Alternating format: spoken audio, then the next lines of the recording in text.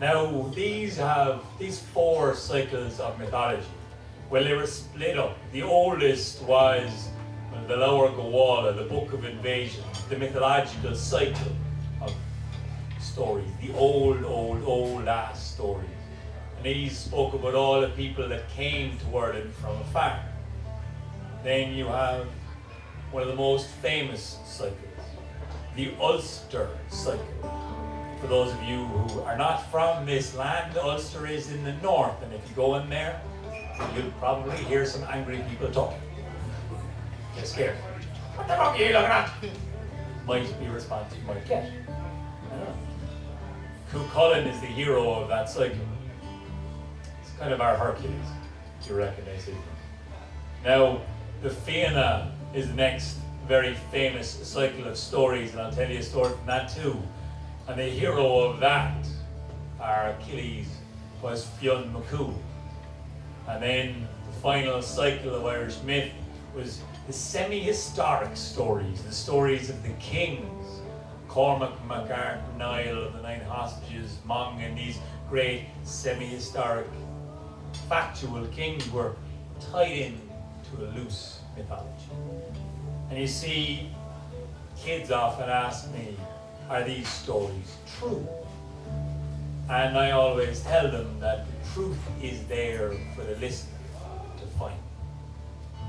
So it's up to you what truth you find in these stories. Sure, they might not be factual, but for any scientists out there, it's all guesswork anyways. Now, I'm going to tell you a story from almost every cycle. All right? Almost. I'm going to leave out the kings because I don't have time. Right? Now, I am going to tell you a story from, what was the first cycle of stories?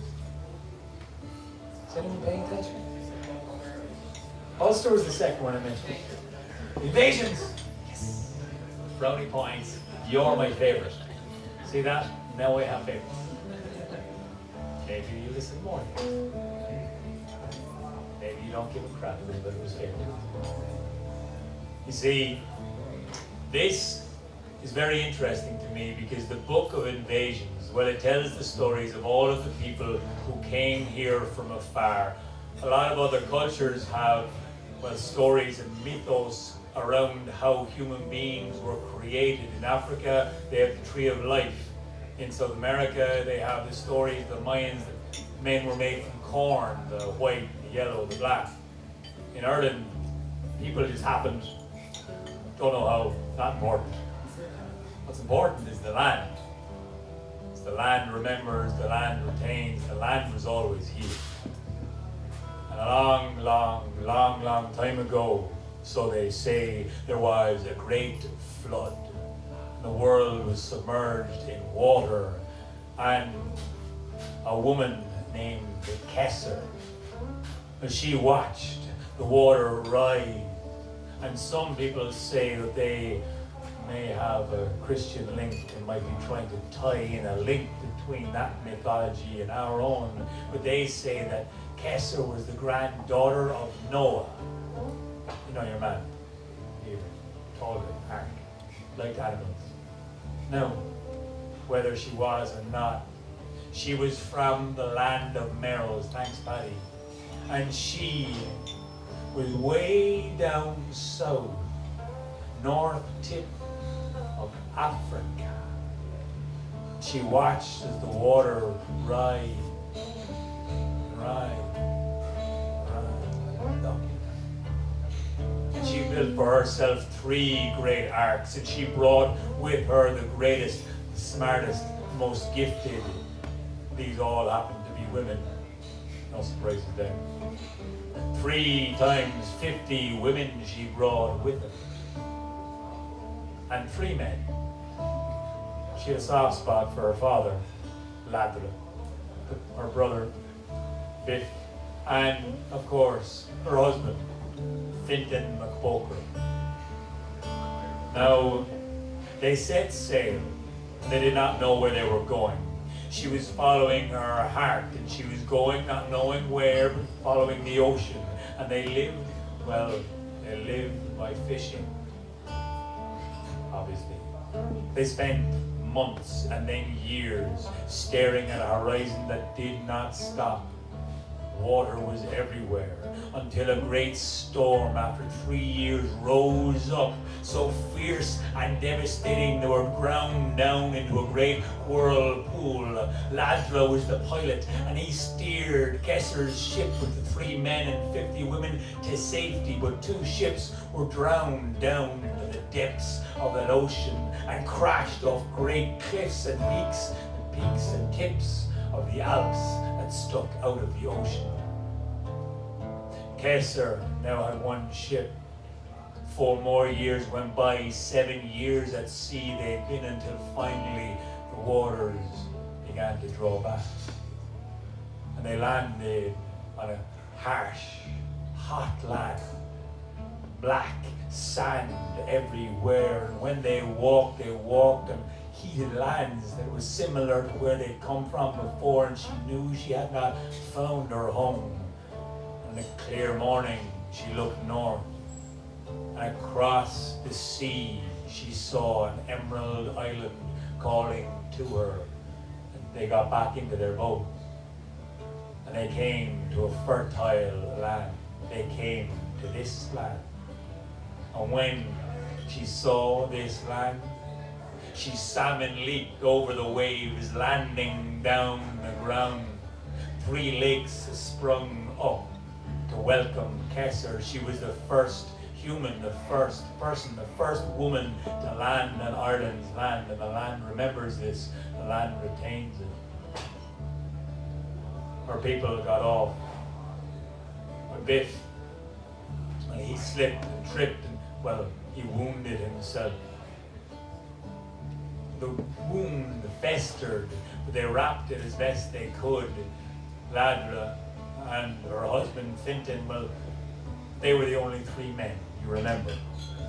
50 women, they were split into 3 groups, each to get a man for specific purposes. Now, they also built houses, they managed to set up some form of agriculture, and the 3 men, well, they were pretty happy. Her father especially. He was old. He was an old man though. And well, when he died with a smile on his face. His heart gave out. He just didn't last, and he wasn't up to the challenge. Now, the wound that was on Biff's leg, well, it festered, and he died shortly too, and so all 50 women now turned to Fintan McBokra to satisfy their needs. Now, Fintan McBokra did what any sane man would do in this position. 1 woman is enough to scare you out of the door, and well, he turned around and legged it. He said, fuck this, I'm gone. And he ran away, basically. And all of the women were left.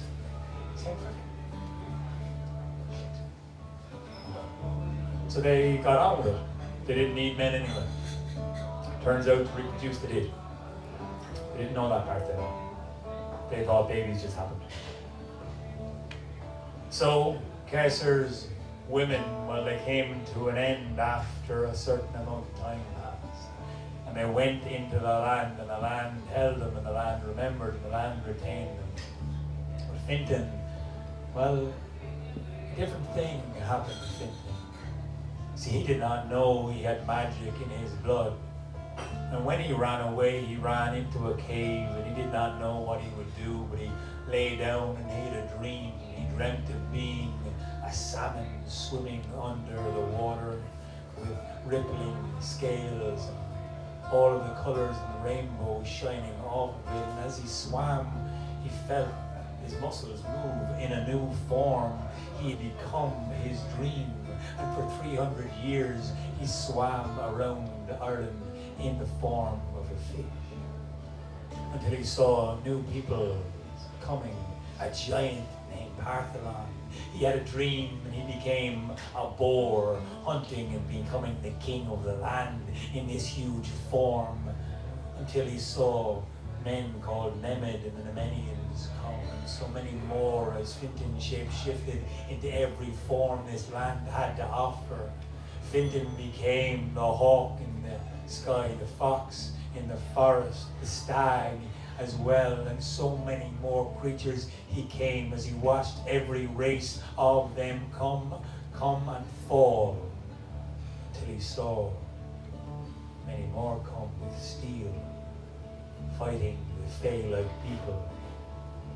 And those magic folk that once occupied the land, they went under a hill into the 3 times 50 islands of the other world.